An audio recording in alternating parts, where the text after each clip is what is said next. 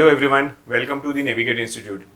Friends, आज हम करने वाले हैं थर्मोडायनेमिक्स का प्रैक्टिस क्वेश्चंस। ठीक है, तो हम इसमें क्या करने वाले हैं, जितना टॉपिक अभी तक हमने पढ़ा है ना, हमने पढ़ा है about thermodynamics properties, about system, about laws, जो डिफरेंट थर्मोडायनेमिक्स के लॉज जो है वो बॉयस लॉ, चार्ल्स लॉ वगैरह, उस पे बेस्ड क्वेश्चन है, बिल्कुल बेसिक है। और इसमें कुछ क्वेश्चन मैंने इंक्लूड किए हैं अबाउट दी एसआई यूनिट्स वगैरह, जो आपके जब आप न्यूमेरिकल सॉल्व करेंगे तो उसमें यूजफुल होगा। बिल्कुल बेसिक सेशन है। अगर आपने प्रीवियस वीडियोस वगैरह अभी देखे हैं तो उनसे आपको ये क्वेश्चंस बन जाएंगे। बस बात ये है एप्लीकेशन का। जैसा आपने पढ़ा है वो थ्योरेटिकल पार्ट होता है। अब हम यहाँ पर जब न्यूमेरिकल सॉल्व करेंगे तो जो एमसीक्यू की जो बातें होती हैं वो होती हैं आप उसको किस तरीके से अप्लाई कर रहे हैं, है ना।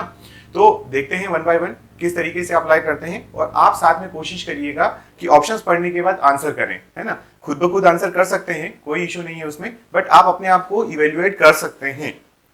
क्लियर। तो हमारे पास है प्रैक्टिस क्वेश्चंस आज के थर्मोडायनेमिक्स के क्वेश्चंस हैं, बिल्कुल बेसिक है ना। जितना हमने पढ़ा उसी पे बेस्ड है, ज्यादा एक्स्ट्रा नहीं लिए हैं। नेक्स्ट जैसे जो टॉपिक कंप्लीट होते जाएंगे उनके प्रैक्टिस सेशंस आपके सामने आते जाएंगे। क्लियर है। चलिए देखिए, तो सबसे पहले बात करते हैं हम, जैसा हमने कहा कि हम बेसिक से स्टार्ट कर रहे हैं। हमने सिस्टम के बारे में पढ़ा है, थर्मोडायनेमिक सिस्टम क्या होता है, सिस्टम कितने टाइप के होते हैं, उनके बारे में जो पढ़ा है, तो वहीं पे है लिखा हुआ है आपके पास। पहला क्वेश्चन है आपके पास, एन ओपन सिस्टम। क्या लिखा है? Open system. अब ओपन सिस्टम के बारे में बताना है कौन सा होता है। तो आपके पास जो सिस्टम्स है ना, सिस्टम कितने टाइप के पढ़े हैं आपने सिस्टम जो है 3 टाइप के पढ़े हैं। एक आपने पढ़ा है ओपन, ठीक है, एक आपने पढ़ा है क्लोज, और एक आपने पढ़ा है आइसोलेटेड। क्लियर। अब आपको इनको तीनों को, जो आपको पता है, मैंने बताया था आपको पढ़ाते समय, बोला था कि आपको क्या क्या याद रखना है। आइसोलेटेड, ठीक है, आपको क्या क्या याद रखना है, तो 2 बातें केवल याद रखना है कि इसमें इंटरेक्शन किस किस चीजों का हो रहा है, कौन कौन सी चीजें इंटरेक्ट करती है ना, और कौन सी इसके एग्जाम्पल है, कौन से इसके एग्जाम्पल है। ये 2 पॉइंट आपको याद रखना है। तीनों सिस्टम है, तीनों सिस्टम के बारे में इनकी एक चीज क्या कि ये इंटरेक्शन किस किस का होता है इसमें, और दूसरा आप याद रखेंगे इसके एग्जाम्पल। ठीक है। अगर आपको बोल दिया जाए कि एक थर्मो फ्लास्क है ना, थर्मस है, वो थर्मस जो है वो परफेक्टली इंसुलेटेड है, तो बताइए उसमें कौन सा सिस्टम का एग्जांपल होगा, तो आपको बताते आना चाहिए। आपको बोल दिया गया है कि पिस्टन सिलेंडर वॉल्व या पिस्टन सिलेंडर अरेंजमेंट है विदाउट वॉल्व्स है, तो आप बोलोगे piston cylinder arrangement without valve open system होता है। Thermo flask with perfectly insulated material जो होता है वो आइसोलेटेड होता है। क्लोज सिस्टम की बात करें तो क्लोज सिस्टम वो होता है जैसे आपका जो पिस्टन सिलेंडर अरेंजमेंट होता है विद वॉल्व। क्लियर। तो ये आपके पास ओपन सिस्टम विद वॉल्व होता है और क्लोज सिस्टम जो होता है विदाउट वॉल्व होता है। ठीक है, जिसमें वॉल्व नहीं लगे हों। वॉल्व नहीं लगना मतलब पूरा पैक कर दीजिए ये, तो यहाँ पे क्या होगा, ना मास इंटरेक्शन होगा ना एनर्जी का। ओपन सिस्टम में क्या होता है, ओपन सिस्टम में ये जो आपका कुछ इस तरीके से दिखाई देता है, मतलब यहां से इंटरेक्शन हो सकता है, तो ओपन सिस्टम कहलाता है। अभी हमसे पूछा गया था कि ओपन सिस्टम किसे कहते हैं, तो आपको ऐसे क्वेश्चंस जब आते हैं तो क्योंकि ये बहुत ज्यादा इजी होते हैं, आपको एलिमिनेशन पे ज्यादा ध्यान देना है। ठीक है, तो देखिए लिखा है मास डज नॉट क्रॉसेस। अब ठीक है, ओपन सिस्टम में तो ओपन सिस्टम जो होता है उसमें मास और एनर्जी दोनों की दोनों क्या होती है, इंटरेक्ट करती है। तो मास और एनर्जी अगर दोनों इंटरेक्ट करेगी तो क्या मैं बोल सकता हूं कि ये पहला ऑप्शन तो यहीं से डज नॉट लिखा हुआ है, इसका मतलब पहला ऑप्शन कैंसिल हो गया। उसके बाद लिखा है neither mass nor energy crosses the boundary of the system. बिल्कुल गलत, क्योंकि ये जो बाउंड्री है, हमने जब पहला पढ़ा था तब हमें बाउंड्री के बारे में भी अच्छे से पढ़ा था, बाउंड्री बना के भी आपको बताया था। इसका मतलब सेकंड ऑप्शन भी आपका कैंसिल आउट हो गया है ना। वो बोल रहा है बाउंड्री से कोई भी क्रॉस नहीं होना चाहिए। फिर लिखा है both energy and mass crosses the boundary of the system. ये थोड़ा ठीक लग रहा है कि यहाँ से मास और एनर्जी भी जा रहा है, लेकिन अब एक काम करते हैं, अगला देख लेते हैं कि क्या ये सही तो नहीं है कहीं।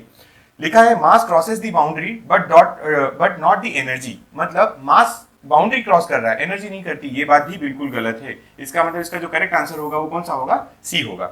ठीक है, इस तरीके से एलिमिनेशन लगाएंगे तो जो एरर होने की जो चांसेस है ना वो सबसे कम हो जाते हैं। आपको पता है कि 3 जो आपने कट किए हैं, जो एलिमिनेट किए, वो आंसर हो ही नहीं सकते थे। ठीक है, चलिए नेक्स्ट आते हैं। लिखा है extensive property of a system in one whose value. अब देखो, एक्सटेंसिव प्रॉपर्टी के बारे में भी हमने पढ़ा था, एक्सटेंसिव और इंटेंसिव, जिसको आप एक्सट्रिंसिक और इंट्रिंसिक भी बोलते हैं।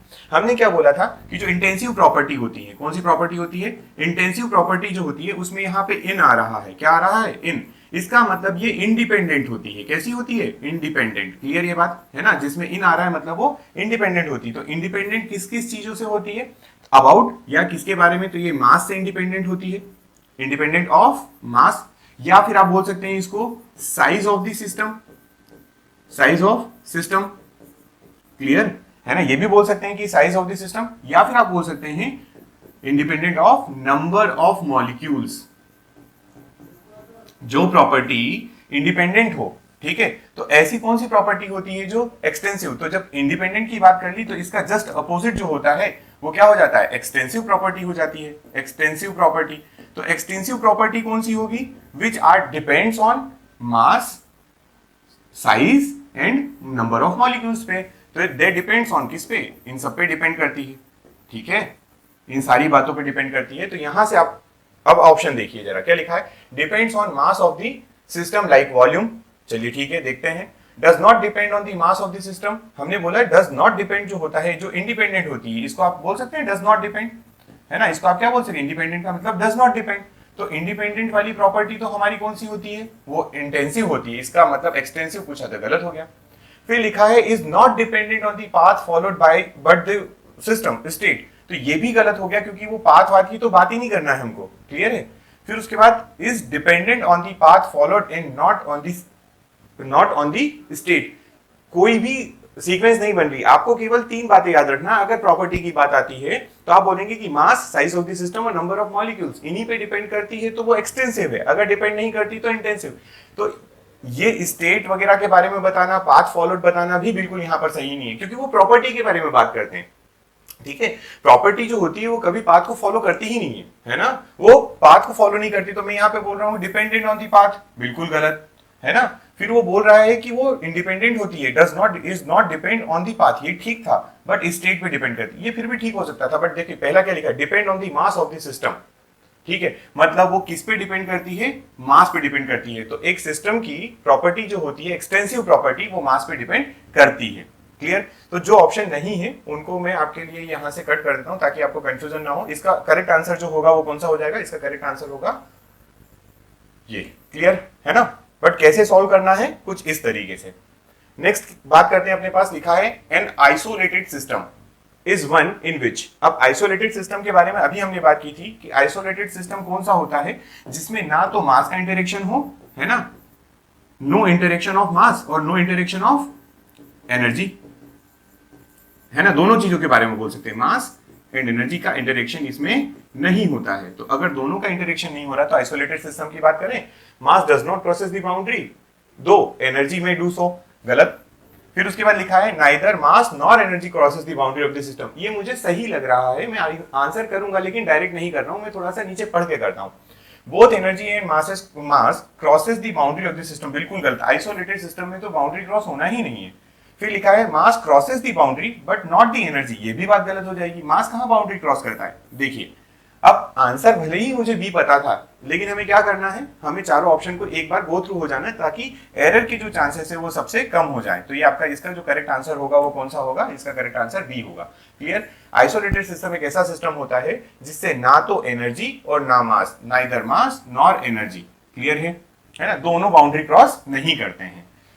चलिए नेक्स्ट देखते हैं, नेक्स्ट क्वेश्चन क्या है अपने पास, लिखा है properties of substance like pressure, temperature and density in thermodynamic coordinates are. Okay ठीक है, अब बताइए यहां पर इन्होंने बोला कि कौन प्रॉपर्टीज के बारे में बात हो रही है, इंपॉर्टेंट यहाँ पे किसके बारे में बात हो रही है, प्रॉपर्टी के बारे में। फिर वो बता रहे एग्जांपल देके हमें कि देखो जैसे प्रॉपर्टी ले लीजिए प्रेशर, प्रॉपर्टी ले लीजिए टेम्परेचर, डेंसिटी को भी एक प्रॉपर्टी कंसीडर करिए और फिर बताइए कि वो क्या होती हैं, जो प्रॉपर्टीज होती हैं वो क्या होती हैं, ठीक है।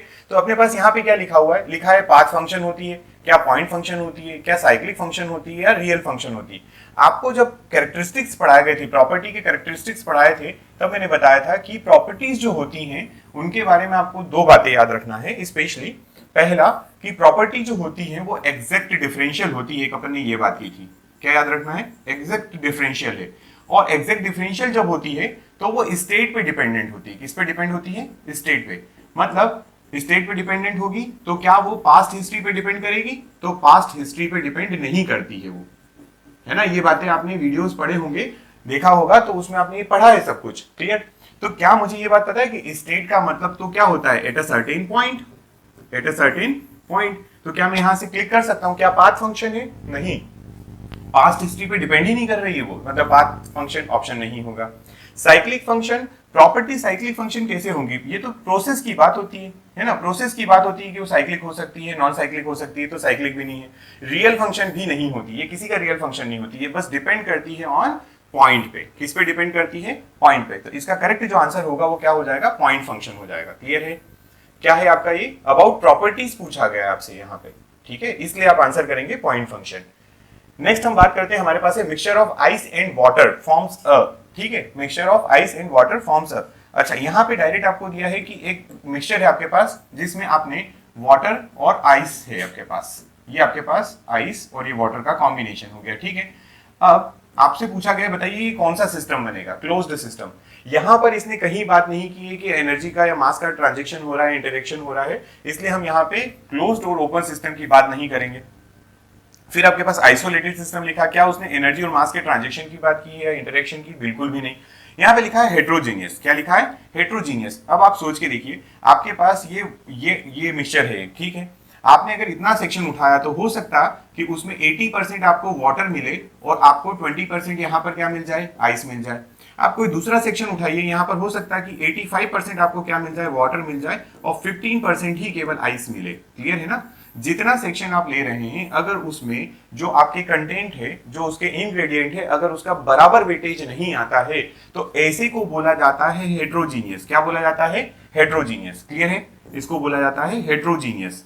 और इसको क्या बोला जाता है? अगर थ्रू आउट सेम होता है ना, थ्रू आउट अगर केमिकल कंपोजिशन सेम हो तो उसको बोल देते हैं होमोजीनियस। क्या बोल देते हैं उसको? होमोजीनियस। ठीक है, क्लियर यहां तक बात? तो ये आपको याद रखना है कि अगर कोई सब्सटेंस आपको दिया हुआ है और उसमें उसका कंटेंट जो है वो अलग अलग वेरी कर रहा है, किसी पोर्शन में अलग वेरी कर रहा है, फिर वहां पे परसेंटेज चेंज हो रहा है, तो उसको हेट्रोजीनियस बोला जाता है। तो इस क्वेश्चन का आंसर हम इस तरीके से भी कर सकते थे, डायरेक्टली बताकर। यहां पर कोई भी सिस्टम की बात नहीं की गई थी। क्लियर है ना? नेक्स्ट आपके पास है which of the following is not the intensive property. चलिए, अभी हमने बात की कि इंटेंसिव और एक्सटेंसिव क्या होता है। हमने अभी किसकी बात की थी? इंटेंसिव। इंटेंसिव पूछा गया है इस बार अपन से, तो हम यहाँ पे बोलेंगे which are independent of mass. क्या बोलेंगे? Independent of mass. ठीक है, देख लेते हैं कौन सी चीजें इसमें बन रही है इंडिपेंडेंट ऑफ मास। चलिए देखिए क्या लिखा है? Pressure, temperature, density and heat. ठीक है, आपके पास चार चीजें लिखी है, pressure, temperature, density and heat. Question क्या लिखा है? Which of the following is not intensive. Is not intensive का मतलब वो हमसे पूछ रहा है कि कौन सी एक्सटेंसिव है ना? नॉट का मतलब क्या है? कौन सा पूछा गया है? एक्सटेंसिव पूछी गई है। अब जब हमने पढ़ा था तो हमने देखा था कि pressure does not depend on mass, temperature does not depend on mass and density also does not depend on mass, because density जो आपके पास होती है, ये डेंसिटी आपके पास क्या होती है? ये होती है मास बाय वॉल्यूम। और आपको ये बात बहुत अच्छे से पता है कि जो मास होता है ये कैसी प्रॉपर्टी हो जाएगी? एक्सटेंसिव हो जाएगी। वॉल्यूम कैसी प्रॉपर्टी है? एक्सटेंसिव है। And the ratio of two extensive property is intensive property. तो इसका मतलब डेंसिटी भी जो यहाँ पर लिखा है ये आपकी इंटेंसिव प्रॉपर्टी है। हमसे क्या पूछा गया था? कि नॉट द इंटेंसिव प्रॉपर्टी। तो क्या मैं बोल सकता हूं कि इसका करेक्ट आंसर जो होगा वो होगा हीट। क्या होगा? इसका करेक्ट आंसर हीट होगा। क्लियर? क्योंकि तीनों चीजें जो ऊपर लिखी हुई हैं ये तो कैसी हो जाएंगी? ये आपके पास हो जाएगी इंटेंसिव प्रॉपर्टी। ये मैंने आपको डेंसिटी का बता दिया, याद रखना। क्लियर है? चलिए नेक्स्ट देखिए, बताइए इसका क्या आंसर होगा? Which of the following variable control the physical properties of perfect gas. एक परफेक्ट गैस दी हुई है, उसमें कौन कौन से ऐसे आपके पास वेरिएबल्स हैं जो उसकी फिजिकल प्रॉपर्टीज को डिफाइन करते हैं या कंट्रोल करते हैं। तो देखिए, हमने जब भी पढ़ा है परफेक्ट गैस की जब इक्वेशन पढ़ते हैं तो हम लिखते हैं पीवी इक्वल्स टू, दो तीन इक्वेशन आती है, एक एमआरटी आती है, एक आपके पास आती है PV equals to n R bar T आती है ना? फिर आपको बताया था P by rho equals to n R bar T by mass हो जाएगा यहाँ पर। ये सारी इक्वेशन किसकी है? ये परफेक्ट गैस की। अपन देखेंगे, इनको डिटेल करेंगे और, है ना? तो परफेक्ट गैस की इक्वेशन में अगर आप ध्यान से देखें तो आपके पास प्रेशर, वॉल्यूम और टेम्परेचर सभी आ रहे हैं। बाकी ये क्या हो जाएंगे? गैस कांस्टेंट्स होते हैं। तो प्रेशर, टेम्परेचर, वॉल्यूम सभी आ रहे हैं। इसका मतलब मैं यहाँ से बोल सकता हूँ कि इसका जो करेक्ट आंसर होगा वो होगा डी, जिसमें लिखा हुआ है ऑल ऑफ द अबव। मतलब जो जितनी भी प्रॉपर्टीज आपके लिए दी हुई हैं, ये सभी प्रॉपर्टीज जो होती हैं वो किसी आइडियल गैस इक्वेशन में या आइडियल गैस के स्टेट को या उसको वेरिएबल्स जो होते हैं जो कंट्रोल करती हैं। क्लियर यहां तक? चलिए नेक्स्ट आपके पास लिखा है the unit of temperature in SI units. Okay, ये यहाँ पर क्वेश्चन, अब आपको लगेगा कि हमें पहले से पता था कि यूनिट ऑफ टेम्परेचर जो है वो कितनी होती है, पर मैंने ये जानबूझ के लिया है। पहला पॉइंट, यहाँ पर आपके पास पूछा गया है कि टेम्परेचर की यूनिट क्या है। क्या पूछा गया है? टेम्परेचर की यूनिट क्या है। एसआई यूनिट्स की बात की गई है यहाँ पर। सुनिएगा, हम जब जब कभी भी थर्मोडायनेमिक्स में न्यूमेरिकल सॉल्व करेंगे तो वहां पर जो टेम्परेचर है, टेम्परेचर जो होता है वो आपको कैपिटल टी में लिखा हुआ मिलेगा, फॉर्मुलेज में भी देखिए आप कैपिटल टी मिलेगा, और ये डिफाइन करता है केल्विन वाला। ये कौन सा है? केल्विन। यही आपकी एसआई यूनिट भी होती है, ये आपकी क्या है? SI unit. और टेम्परेचर को अगर आपको स्मॉल टी से लिखा हुआ जहां पर दिख जाता है वहां पर आप बोलना कि ये सेल्सियस है। क्या है ये? सेल्सियस। ठीक है, और ये होती है सीजीएस यूनिट। क्या होती है? सीजीएस। क्या ये बात ठीक है ना? अच्छा, अब दूसरी यहां पे एक पॉइंट और समझिए कि ये जो कैपिटल टी होता है ना, ये कैपिटल टी जो होता है इसको बोला जाता है एब्सोल्यूट टेम्परेचर। क्या बोला जाता है? Absolute temperature. और जब कभी एब्सोल्यूट टेम्परेचर रखना होता है तो हम हमेशा रखते हैं किसमें? केल्विन में। ठीक है, ये टी जो होता है ये एब्सोल्यूट टेम्परेचर होता है। क्या होता है आपका? Absolute temperature. ठीक है, यहां तक बात है ना? चलिए, तो इसका करेक्ट आंसर अगर आपसे पूछे तो आप डायरेक्ट बता सकते हैं केल्विन इसका करेक्ट आंसर हो जाएगा, है ना? नेक्स्ट आपके पास क्या है? लिखा है according to Gay Lussac law the perfect gas the absolute pressure is of given mass varies directly with. Gay Lussac जो है ना, देखिए हमने क्या क्या पढ़ा है? हमने पढ़ा है 3 लॉ, जिसमें एक हमने पढ़ा बॉयल्स लॉ। क्या पढ़ा? Boyle's law. इसको मैंने आपको बताया था कि बॉयल्स लॉ जो होता है उसमें कांस्टेंट क्या होते हैं? कांस्टेंट्स की बात कर लेते हैं। बॉयल्स लॉ में टेम्परेचर कांस्टेंट होता है। फिर आपने क्या देखा था? आपने देखा था एक गैल्यूसेक भी देखा है ना?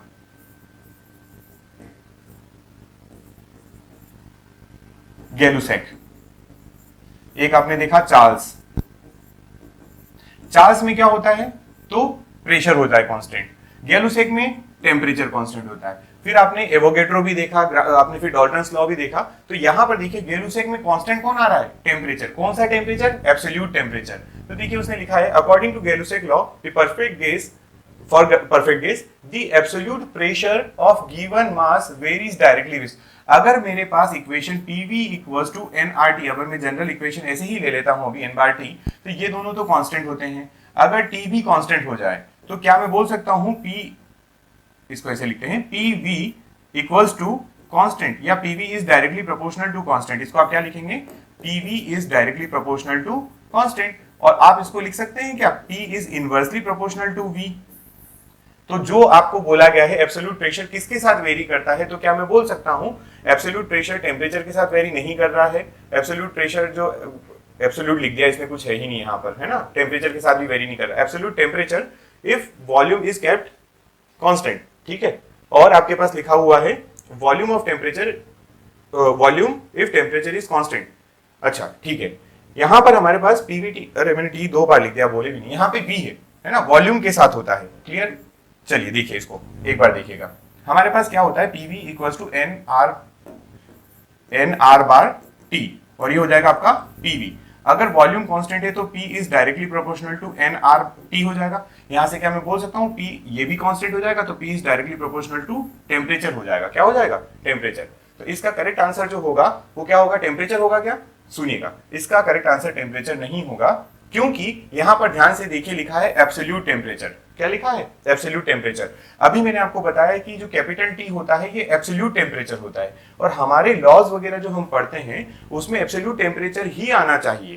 क्लियर है ये बात? तो यहां पर अपने पास एब्सोल्यूट टेम्परेचर आएगा, and if volume is kept constant. यहां पर तो कहीं नहीं लिखा था कि V कांस्टेंट रखना है। यहां पे कहां लिखा है? नहीं लिखा ना। इसका मतलब आपके पास इसका जो करेक्ट आंसर होगा वो C होगा। समझ गए? चलिए नेक्स्ट अपने पास क्या है? लिखा है according to Dalton's law the total pressure of mixture of gases is equal to. अच्छा, ये मैंने आपको बताया था, डायग्राम बना के बताया था, जिसमें बोला था कि P जो मिक्सचर का होता है, किसका? मिक्सचर जो होता है वो किसका होता है? तो P फॉर गैस 1 है ना, partial pressure for gas 2, partial pressure for gas 3, इस तरीके से चलता है ये। तो देखिए लिखा है greater of the partial pressure of all, बिल्कुल भी नहीं। एवरेज, एवरेज निकालते ही नहीं, हम डायरेक्ट सम करते हैं। तो लिखा है sum of the partial pressure of all gases. ठीक है, इसको देखते हैं करेक्ट है क्या, लेकिन फिर से देखें अगला क्वेश्चन, अगला point, sum of the partial pressure all divided by the average molecular weight, बिल्कुल भी नहीं। इसका मतलब इसका करेक्ट आंसर आप कर सकते हैं क्या? इसका करेक्ट आंसर आपके पास कौन सा हो जाएगा? आपने जैसा यहाँ पे लिखा हुआ है कि जो मिक्सचर होता है उसका जो टोटल प्रेशर होता है वो गैसेस के पार्शियल प्रेशर के समेशन के इक्वल होता है। ठीक है, सभी गैसेस जो होती हैं उनके पार्शियल प्रेशर के समेशन के इक्वल होता है टोटल प्रेशर। तो ये हो गया आपके पास। नेक्स्ट हम बात करते हैं temperature of gas is produced due to, important बात, किसी गैस का टेम्परेचर कैसे प्रोड्यूस होता है ना, किसी गैस का टेम्परेचर कैसे प्रोड्यूस होता है। तो यहाँ पे ध्यान दीजिएगा, मान लीजिए आपके पास एक कंटेनर है और इसमें कोई गैस भरी हुई है, यहाँ पे क्या फिल किया हुआ है आपने, एक गैस फिल की हुई है। अब इसमें टेम्परेचर कहाँ से आएगा, अगर गैस फिल की हुई है तो टेम्परेचर कैसे होगा। आपको ये बात पता है कि गैसेस जो हैं वो क्या करेंगी, यहाँ पर रैंडम मोशन करेंगी, क्या करने वाली हैं, रैंडम मोशन। जब रैंडम मोशन करेगी तो इनके बीच में कोलिजन होंगे, क्या होंगे, कोलिजन, ठीक है। कोलिजन होंगे तो एक दूसरे को हिट करेंगे, हिट करने के बाद यहाँ से क्या प्रोड्यूस हो जाएगा, यहाँ पर जब कोलिजन होगा और हीटिंग होगी तो उनके बीच में टेम्परेचर इंक्रीज होने लगेगा। तो देखिए जरा क्या लिखा है अपने पास, लिखा है on heating value, it's heating value. Heating value पे तो है ही नहीं, गर्म अपन ने किया नहीं है, प्रोड्यूस कैसे होता है वो पूछा गया है। दूसरा लिखा है काइनेटिक एनर्जी ऑफ मॉलिक्यूल्स, मे भी ये पॉसिबल हो क्योंकि यहाँ पर क्या है, ये जो आपके मॉलिक्यूल्स है ये क्या कर रहे हैं, काइनेटिक एनर्जी है इनके पास, मूव कर रहे हैं इधर उधर और कोलिजन हो रहा है। रिपल्शन ऑफ मॉलिक्यूल्स बिल्कुल नहीं, अंदर रिपल्शन और अट्रैक्शन की बात नहीं करते हैं। नेक्स्ट लिखा है अट्रैक्शन ऑफ मॉलिक्यूल, इसकी भी बात नहीं करते हैं। तो यहाँ से मैं बोल सकता हूँ काइनेटिक एनर्जी ऑफ मॉलिक्यूल जो होगा इसका करेक्ट आंसर होगा।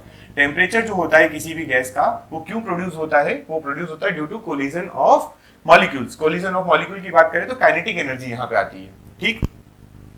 इसके बाद लिखा है according to kinetic theory of gases the absolute zero temperature is attained when, लिखा हुआ है एब्सोल्यूट जीरो टेम्परेचर कब होगा। तो पहले तो आप ये जानिए कि एब्सोल्यूट जीरो टेम्परेचर कहते किसको है। एब्सोल्यूट जीरो टेम्परेचर जो होगा वो किसको कहते हैं, तो ये आपका होता है T इक्वल्स टू 0 केल्विन पर। कब होता है, 0 केल्विन, ये केल्विन लिखा है ना, 0 ओके नहीं लिखा है, क्लियर, 0 केल्विन पर होता है।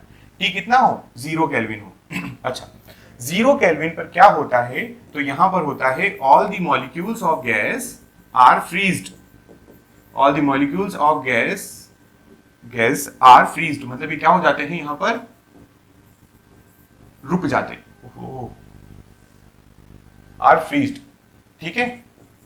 तो बताइए जरा, जब कोई मॉलिक्यूल अगर रुक जाएंगे तो उनकी वेलोसिटी कितनी हो जाएगी, 0, और वेलोसिटी 0 होगी तो काइनेटिक एनर्जी भी कितनी होने वाली है, 0। मतलब एब्सोल्यूट जीरो टेम्परेचर पर किसी भी गैस की काइनेटिक एनर्जी ऑफ मॉलिक्यूल जो होगी वो कितनी हो जाती है, तो 0 हो जाती है। देखिए जरा, वॉल्यूम ऑफ गैस 0 पॉसिबल ही नहीं, किसी चीज का वॉल्यूम 0 कैसे हो सकता है।